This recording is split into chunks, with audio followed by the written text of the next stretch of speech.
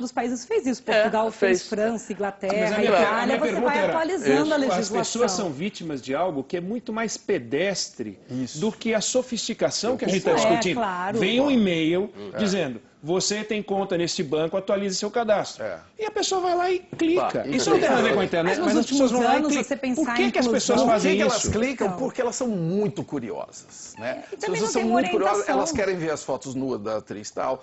Ou seja, é o ser humano. É Tem isso que eu engenharia gosto de social, trazer. né? O que se fala é justamente Eu gosto de trazer isso. de volta para o ser humano, porque é o ser humano que está fazendo tudo isso, você entendeu? Fraudes bancárias. O primeiro semestre de 2011, 600 milhões de reais.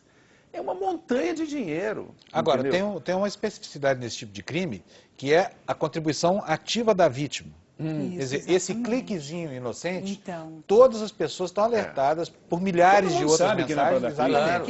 Isso. E aí a campanha de segurança feita pelos próprios bancos dizendo, não clique, né? E é um trabalho de prevenção. Agora tem um ponto que vale a pena voltar aqui, porque ele é perigoso. É a questão da legislação. Isso, foi aprovado um exatamente. projeto na Câmara, vai para o Senado. No Senado já tem um outro que parece que é mais amplo e até meio radical. Está sendo chamado de o AI-5 da internet. Então tem um perigo aí. Tem um perigo. Porque o TASS é aí que o TASS sente. Tem um perigo grande. Aí tem um perigo grande, que aí é o seguinte, é controle da internet. Claro. Que para mim é uma coisa, é o cara querendo, assim, culpar o Newton por existir a lei da gravidade. Isso é um assim, perigo. não dá para controlar a internet, mas tem gente tentando. Claro que tem. É isso que eu estou dizendo. O perigo está aí. Eu estive na China. É contra a liberdade de expressão. É lógico. É bom que a gente... Claro, eu estive. Que sai o controle social dos meios de comunicação. É a mesma fabriquinha. Não, parece que a fábrica é outra. Pô, mas o projeto do Senado é outro. Tipo de mente. É isso. Posso Agora é um perigo mesmo. Que é o seguinte, o que acontece é que são dois movimentos nesse momento. Um, pela volta da censura, chamada lei de médios da imprensa, e pela esculhambação geral na internet. Mas no caso da internet, que nós estamos falando, é um projeto... né? Porque a gente garante a liberdade de expressão, artigo 5º, inciso 4º, mas você proibiu o anonimato no Brasil, a não ser por denúncia anônima. Até porque em muitos países foi estudado a questão do anonimato ser um estímulo para uma prática de ilícito. Não é só para uma manifestação política, um protesto pacífico, não. Existe um anonimato que acaba gerando um manto, uma proteção para você fazer algo que, se fosse a ameaça de que alguém vai saber que eu fiz... Então, o problema do projeto do Azeredo é ter querido resolucionar tudo num pacote só, sem a gente ainda não estar nem no momento para essa decisão. Então, também aí fica muito. É aí mas que também não pode ser pouco. É claro. Né? Toda vez que alguém vai tentar resolver o Brasil criando uma nova lei, eu desanimo, porque as leis que existem já não são cumpridas, entendeu? Então, assim, a gente fica criando lei já pensando que um dia alguém pode... Então, vamos pelo menos obedecer às leis que estão em vigor, e aí a gente começa a criar outras, porque o que o projeto do Azeredo eu acho absolutamente equivocado, é assim, ele vai punir quem? Ele vai punir as lan houses, ele vai punir quem tem que ficar dando documento, SIC, RG. É uma burocratização que tem um elemento de controle importante. Perigoso. É isso muito mesmo. perigoso. Eu estava dizendo, Marcelo, eu estive na China há pouco tempo e discuti com as autoridades lá a questão da internet. Me interessou muito saber, não o que eles fazem com a internet, que a gente sabe, mas como é que eles veem a internet como desafio para eles. Eles estão desesperados. E eles não sabem fazer outra coisa senão tentar controlar e tentar proibir. E eles já tentaram com a muralha da China, que não deu certo. Não deu certo. E agora querem fazer a muralha virtual também. Isso. Controlar não funciona. Não funciona. Agora, antigamente, quando uma pessoa queria fazer fotos íntimas, ela pegava uma câmera analógica, fazia a sessão de fotos, tinha que pegar o filme, correr o risco de levar para um laboratório, revelar, e podia ser vítima de algum... laboratório? O laboratório, às vezes, separava fotos. Aí, hoje em dia, o que acontece? A pessoa faz seu filme digital, guarda, coloca a senha, dá para proteger. No fundo, se a gente for ver o que está acontecendo hoje, é mais seguro.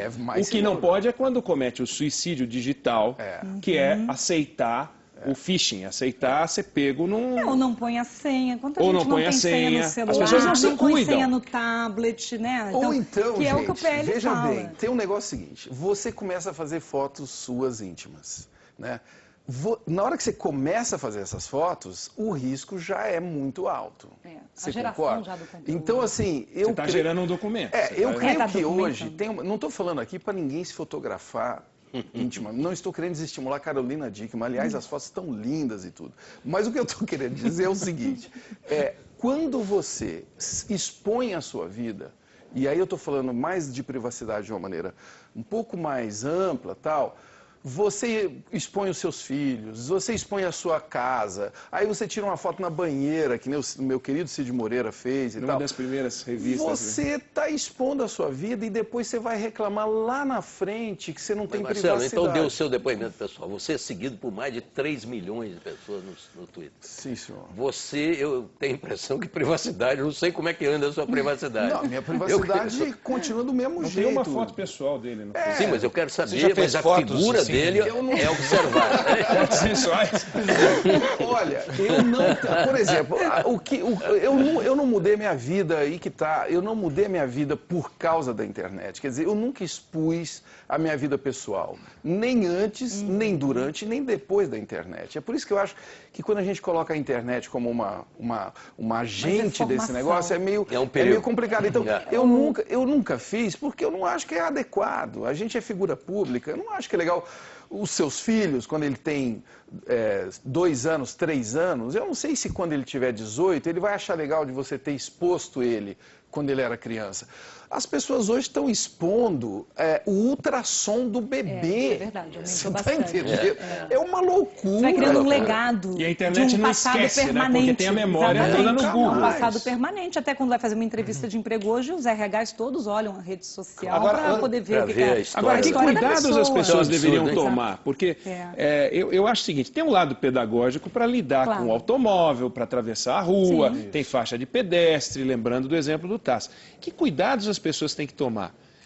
Adicionais, porque ao ser fotografado antigamente pela mesma câmera analógica, ela nunca ia parar em lugar nenhum, a não ser num álbum. Hoje ela vai parar na internet. A doutora Patrícia, se quiser explicar. A senhora poderia falar um pouquinho dos cuidados dela aqui?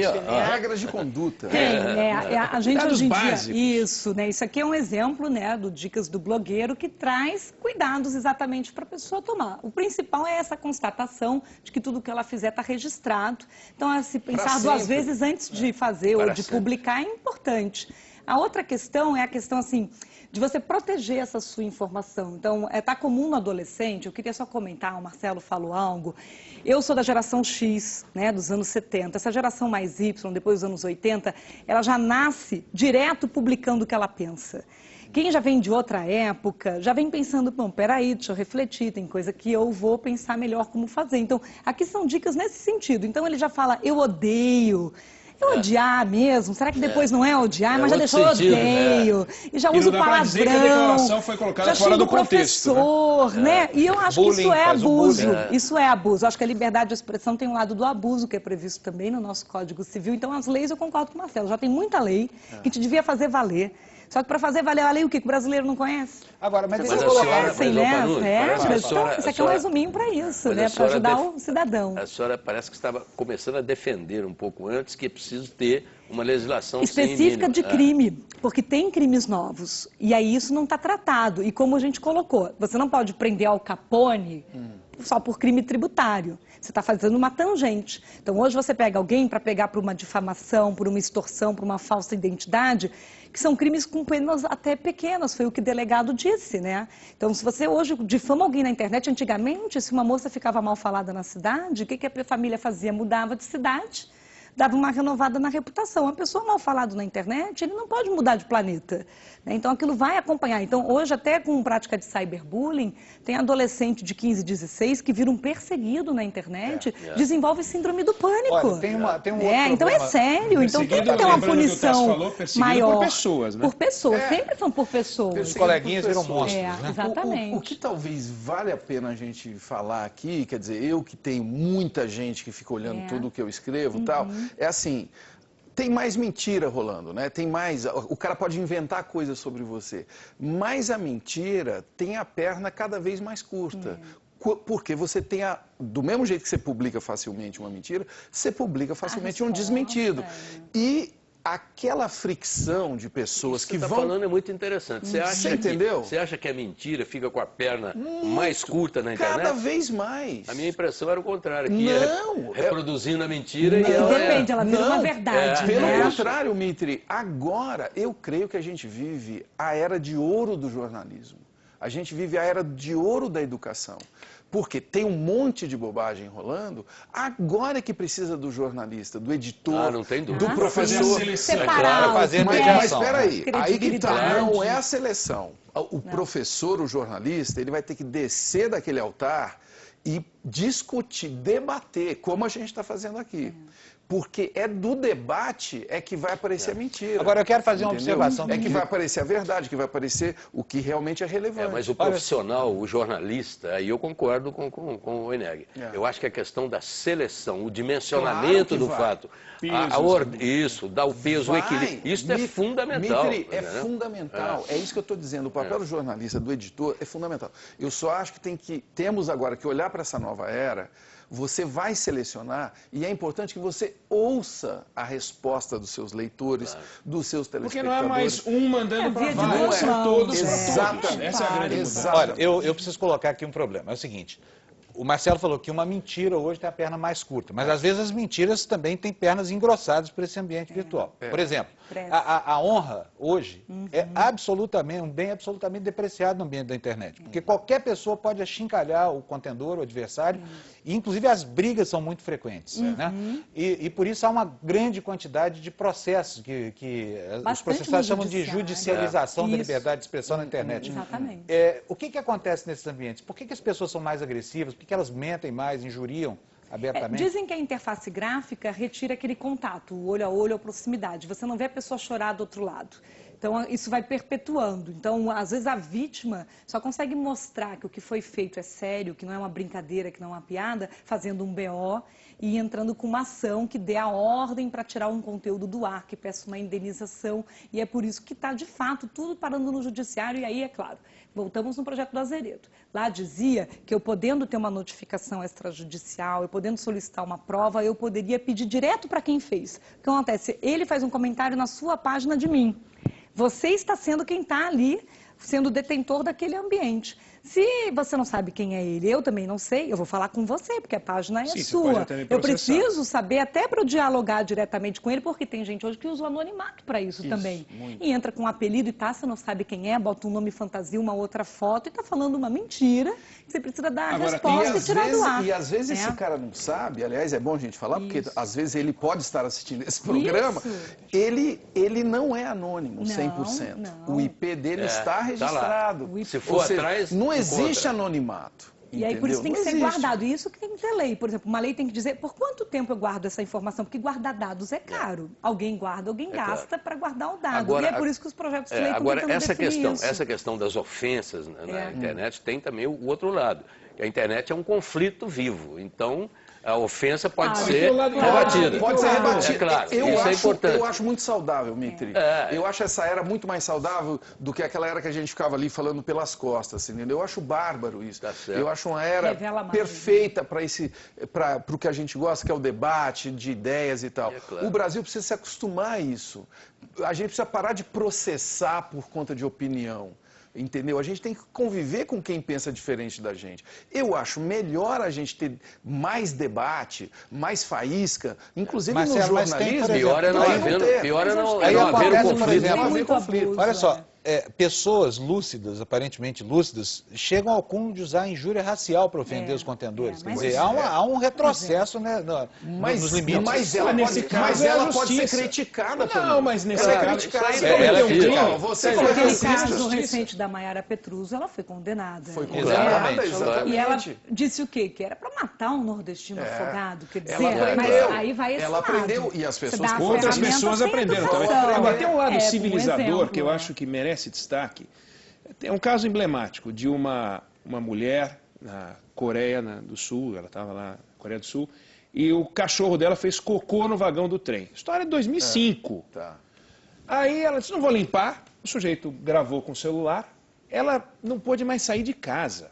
Quer dizer, certamente nem o cachorro voltou a fazer cocô por livre e espontânea vontade. E várias pessoas... Ou seja, tem um lado que não tem lei. Nunca um jornal de Seul faria uma reportagem sobre isso. Quer dizer, é um lado civilizador. E foi iniciativa de alguém que filmou. Isso é o que eu chamo de um controle social saudável. Saudável. Porque é um instrumento importante, né? Civilizatório. Da sociedade. Claro, da sociedade. Então, de baixo para cima. Isso eu acho bacana. E sem intermediação, não tem veículo de comunicação, não tem nada. Acontece, pessoas interagindo. Existe um lado que eu acho interessante também. Você teve que fazer as pessoas acreditarem que existe uma autoridade pública e uma proteção do Estado. Você passa também até a pessoa que faz a justiça com o próprio mouse.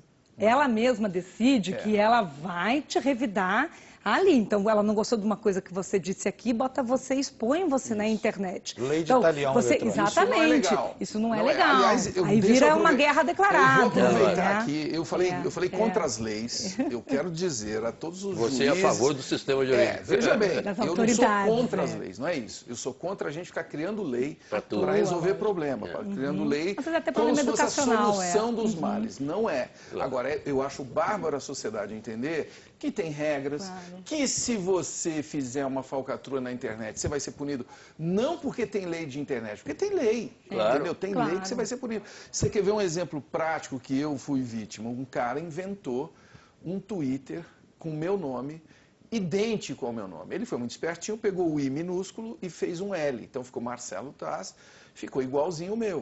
O que aconteceu? Eu fui no Twitter, tem um setor, aliás, para quem tiver problema com o Twitter, tem um setor de reclamação lá, que em ajuda, eu fui lá, contei o meu caso, foi resolvido em coisa de 15 dias, você entendeu? O cara foi pego, foi punido, foi excluído do negócio e sentiu o calor de que eu até disse para ele, chegamos a trocar mensagem, eu falei, olha querido, você pode ser punido criminalmente, chama identidade falsa o que você fez. E que às vezes ele acha que está fazendo uma homenagem, né? Às vezes ele está querendo até extorquir, tirar o dinheiro. Mas esse cara estava tentando já vender umas coisas, como se fosse eu, vender ingresso para vir no CQC, esse tipo de coisa. Agora foi importante você dizer do Twitter, por quê? Está tudo isso dito no termo de uso. O que acontece com as pessoas? A pessoa não lê. Mas não lê a bula de remédio também, não lê o plano de saúde. Então tudo começaria até se a pessoa lesse. Eu vou interromper um minutinho para fazer um intervalo comercial bem rápido e a gente já volta para retomar essa discussão. Até já.